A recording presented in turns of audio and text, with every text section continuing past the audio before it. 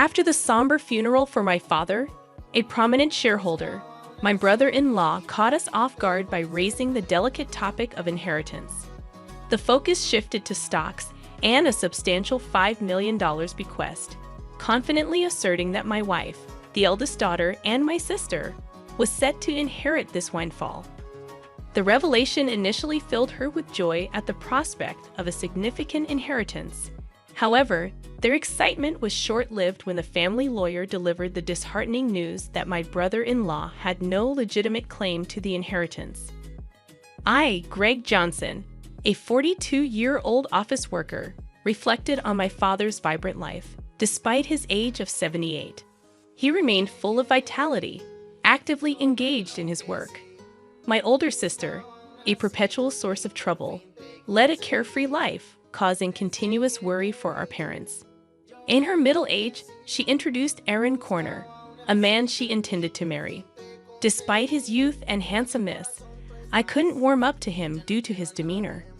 My sister demanded that our father finance her wedding, swiftly depleting the funds and unapologetically seeking more.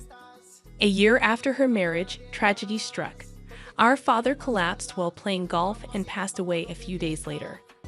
Overwhelmed by grief, I found myself struggling with the funeral preparations, with no assistance from my sister. After the funeral, a lawyer visited our home to discuss the inheritance outlined in my father's will. While my mother and I were already aware of its contents, my sister and brother-in-law were oblivious until then. They shockingly claimed that the stocks and the $5 million inheritance should go to my wife. Stunned and speechless, my mother and I were taken aback. The lawyer corrected them, revealing that my brother-in-law had no right to inherit. Surprised and disappointed, my sister and her husband expressed disbelief and shock. The lawyer dropped another bombshell: my sister and I did not share the same father.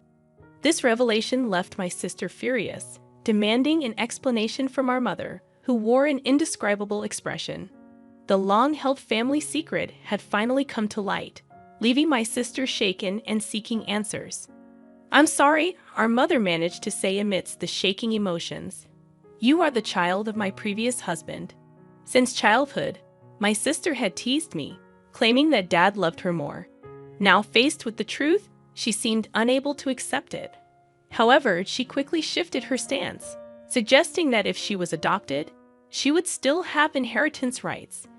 Aaron chimed in, agreeing with her, yet our mother firmly denied any adoption, causing disbelief. "I'm the eldest daughter, and even Dad said so," my sister angrily declared, glaring at me in response. I felt my anger intensifying as I countered my sister's insatiable desire for more, despite the considerable amount of money our dad had already given her.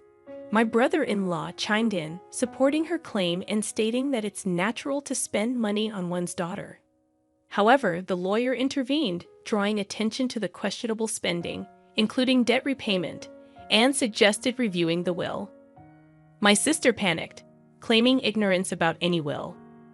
It turned out that our father had wanted to discuss and decide the contents with the family, but she had skipped it for frivolous reasons. When the lawyer proposed reviewing the will, my sister and her husband reluctantly agreed. The will clearly stated the transfer of property to my mother and me, explaining why my sister was not adopted. Her mistreatment of me and reckless spending had disappointed our father, realizing she had no right to the inheritance. My sister was visibly shocked, and her brother-in-law, who had initially supported her, suddenly changed his tune, accusing her of lying and abruptly leaving the room.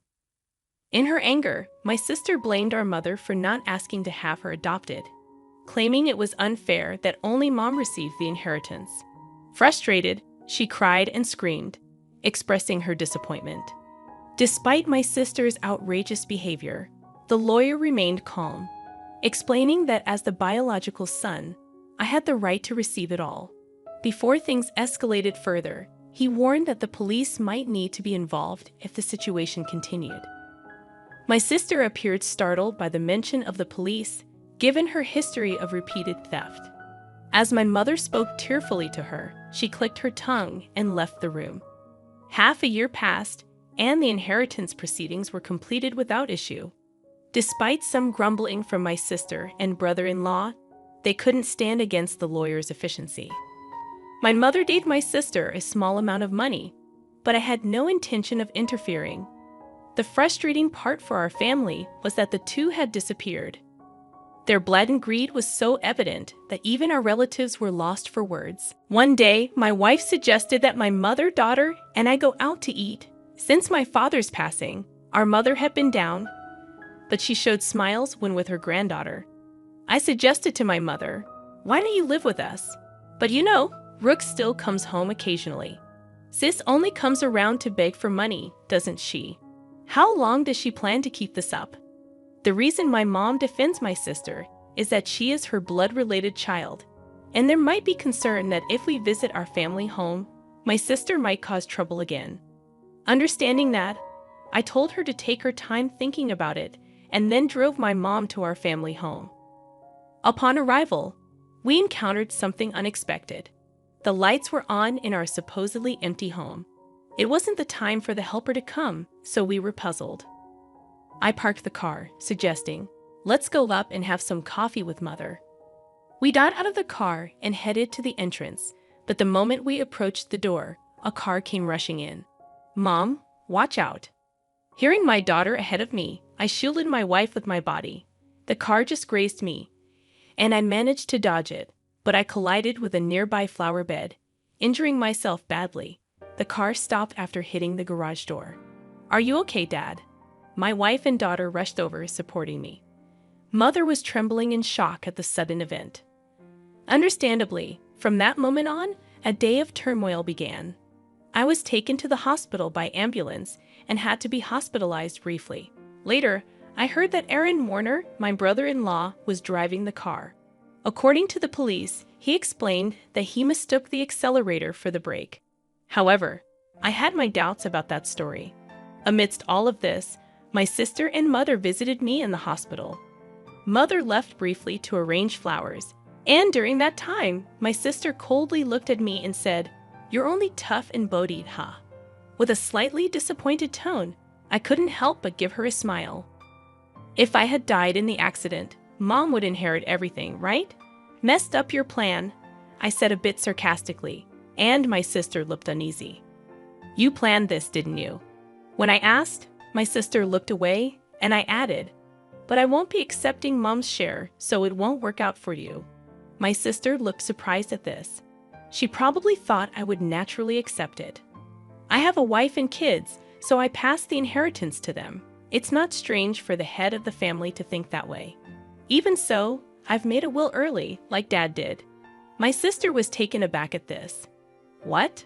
So that means—" "Yeah, unfortunately, my share of the inheritance won't go to Mom." My sister stared at me, then began to shake with anger. "There's $5 million, right? You could at least share a bit." When I immediately refused, my sister furiously grabbed my collar. "I'm your sister. We should split it." Whether it was the amount of the inheritance that drove her mad, she continued to scream in a very aggressive voice. I felt pity for my sister. It's that greedy attitude that disappointed Dad. Don't you get it? My sister's face turned even redder, and she grabbed my neck. "Bro, stop it." Mother, who had just returned, scolded her loudly. Then the nurses, called by the nurses' call button, arrived and escorted my sister out of the room. Mother seemed to want to protect my sister, but my sister had lashed out at her too. As she left, she asked, "Why did she turn out like this?" Hearing Mother say this sadly, I felt a pain in my heart. Later, Mother's health deteriorated, and she fell off, gradually weakening. My wife and I started visiting the family home more frequently to support her, but this seemed to upset my sister. Probably she encountered my wife when coming to ask for money or heard about it from Mother. One day, my sister called my cell phone. "From now on, we will take care of Mom. You guys don't need to come. Watch this." All of a sudden, however, my sister wasn't listening and said, "We've already decided," before hanging up. My wife told me she had been turned away by my sister. Too concerned about how my sister, who had no experience in household chores or living, would manage, I quickly contacted Mother. To my surprise, I found out that my brother-in-law had experience in caregiving. Mother was still independent, not yet in a worrying state. This reassured me. However, within just a month, Mother was rushed to the hospital in an ambulance. It was said to be due to a medication dosage error. When we rushed to the hospital, Mother was shockingly weak. The doctors also seemed puzzled by her condition. I couldn't recall such a mistake ever happening before. Leaving my wife to care for Mother, I went to our family home, which was in a terrible state. Despite my mother's love for cooking, the usually well-stocked fridge was shockingly empty. Even the helper had been swiftly dismissed. Feeling ashamed of trusting my sister even a little, anger surged within me. Checking the safe where valuables were kept, I discovered a large amount of money missing from Mother's passbook. The passbook with the inheritance was secure in a bank locker, but there was hardly any money left for living expenses. Returning to my mother, I explained the situation and revealed my sister's betrayal. Brooke did such a thing. Mother seemed unaware of the passbook issue and showed a shocked expression. When asked about the medication error, she explained that my brother-in-law had prepared it and looked troubled. "Mom, I don't think you should let them into that house. They claimed they would take care of you, but the state of that house was the worst. And you've gotten so frail. Haven't they been feeding you properly?"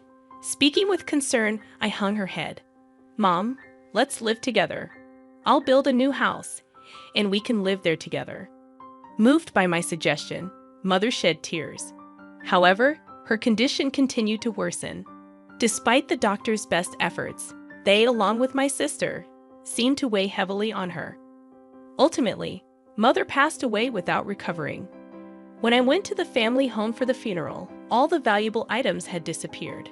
It seemed that my sister and brother-in-law, in need of money, had taken them. Standing in the desolate place, I was overcome with anger.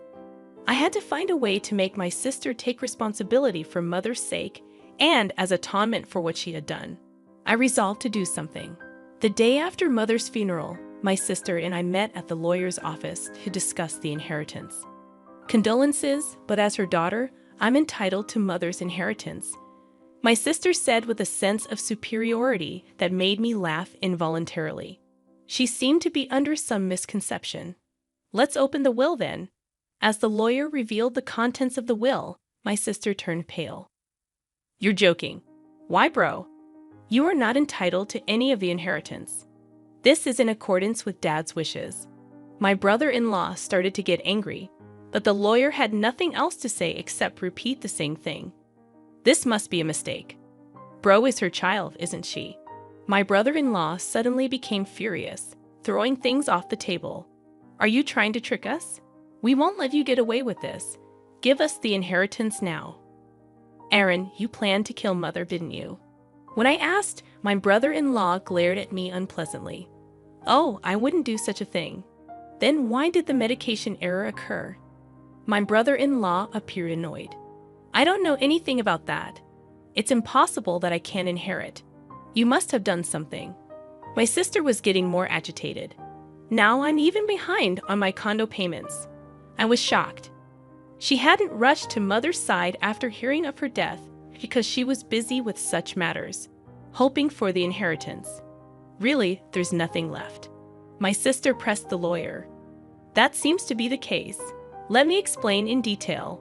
The lawyer explained the details of the inheritance. Ultimately, after deducting what my sister had withdrawn and sold, there was hardly anything left for her to inherit. My sister held her head in dismay. I had discussed this in advance with the lawyer. I found satisfaction with the outcome. "Stop joking. There can't be so little." My mother and I hadn't told my sister, but most of Mother's property had already been distributed to my children, her grandchildren. Therefore, there was already little left to inherit. However, my sister kept murmuring her dissatisfaction. I felt nothing but resentment towards my sister, who had lived off the money given by Father and now Mother, thinking she could rest easy knowing I would take care of her. "But you just took her money. You are a true disgrace to our parents." I raised my voice in frustration. "Caring for someone costs money, you know. Don't you understand? Then show me the receipts for what you spent on mom's care. I'll cover any necessary expenses. As I extended my hand, my sister turned pale and was at a loss for words. I threw those away. That's not good. Without receipts, it can't be proven as evidence. Hearing the lawyer's words, my sister struggled to find a response. During this, my brother-in-law tried to calm me down. Greg, your sister is in a tough spot. Maybe you could help her out a bit as family. I cannot. My immediate response left my brother-in-law speechless. I've been hurt by my sister for a long time. Frankly, I feel like it's karma, but you're the only siblings, maybe just a little. He tried to say more, but I refused. I was filled with anger, and so was my brother-in-law, apparently. Dan, if that accident had worked out, Rook would have had the entire inheritance. What accident? Before I could ask, my brother-in-law started talking on his own. Because of this brother, things didn't go as planned. I was supposed to get a new car, but now there's barely enough money left even for repairs. My sister tried to stop him, but it was too late. That's a pretty serious statement. You could be accused of fraud. The lawyer held a recorder, smirking at my sister and brother-in-law. What the heck? Isn't that against the rules to do that? You agreed to our conversation being recorded at the beginning, didn't you? Called out by his own words, my brother-in-law's face turned pale. To him, I had one thing to say.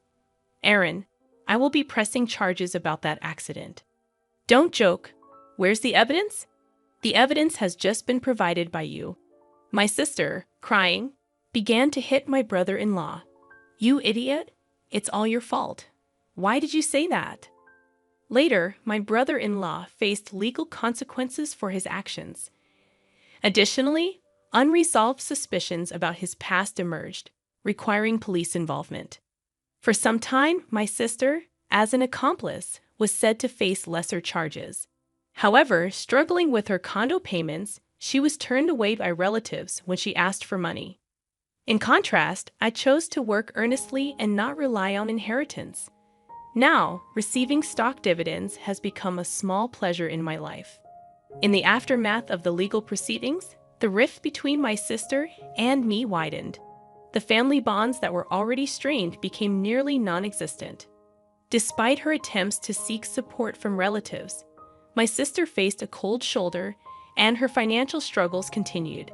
Meanwhile, I focused on building a stable and fulfilling life for my own family, working diligently. I found solace in providing for my wife and children without relying on the tumultuous inheritance battles that had plagued us. The stock dividends became not just a financial benefit, but a symbol of my commitment to a more secure and principled life. Over time, my sister's situation didn't improve. The consequences of her actions weighed heavily on her, both financially and emotionally. It became a stark reminder of the importance of responsible choices and the lasting impact they can have on one's life. As the years passed, I held no ill will towards my sister, recognizing that everyone faces their own battles and makes their own choices. Still, the events that unfolded served as a powerful lesson about the significance of integrity, responsibility, and the enduring consequences of one's actions. In the midst of the turmoil, I found strength in forging ahead with resilience, determined to create a future that wasn't tainted by past misfortunes. The dividends, once a mere financial gain, evolved into a testament to the enduring power of personal growth and the ability to rise above adversity. Life moved forward, and I embraced the opportunities to thrive, leaving behind the shadows of familial discord. The lessons learned from this chapter of my life became an integral part of shaping my values and decisions, ensuring a legacy built on principles rather than the pursuit of material gain. In the end, it was not the inheritance that defined my journey, but the choices made along the way. Choices that led to a life grounded in authenticity, resilience, and a commitment to building a better future for those I cared about the most.